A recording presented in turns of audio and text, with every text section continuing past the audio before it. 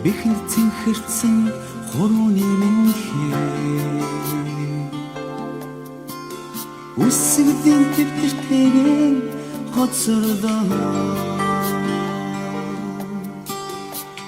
Тохон сэнэрсэн дөрөнд хувцас минь тааныхаа хүрттэйгэн Эрдэм ном хичээл сургуультай шамдан суралцаж эрдэмтэн багш эцэг эх гэр бүл анд нөхдөйгөө итгэл сэтгэлийг дааж бэлтгэл хөтөлбөрөөр амжилттай дүүргэн сурч боловсрохын их хүсэл тэмүүлэлд жигүүрлэн эрдмийн их аяндаа мордож буй эрхэм хүүхдүүд дүү нартаа чин сэтгэлийн халуун баяр хүргэж амжилт хүсье.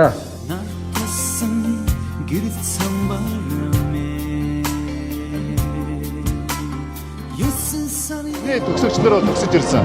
Одоо бол нийт дэлхийн ихтэй сургуулиуд дээр энэ жилийн одоо 350 хүүхдийг нэмээд 1355 хүүхэд сурж байгаа.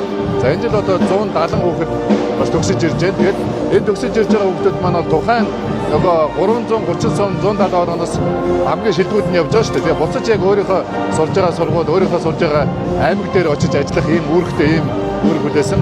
Шинэ зууны илгээлтийн эцэст багхгүй юу? Хамгийн анх ээж маань залгаад ингээд тэнцэн байштэй гэж хэлчихсэн. Тэгээд тэр үед болохоор амар доглоод ингээд урд нь юу үлээж байгаа гэхээс бол амар их догдолж бас жоохон айцтай байсан ч гэсэн энэ нэг жилийн хугацаанд олон найзуудтай болсон олон багш нарын хүчинд маш гой сургууль тэнцээр одоо явахаар бэлэн болоод байгаа.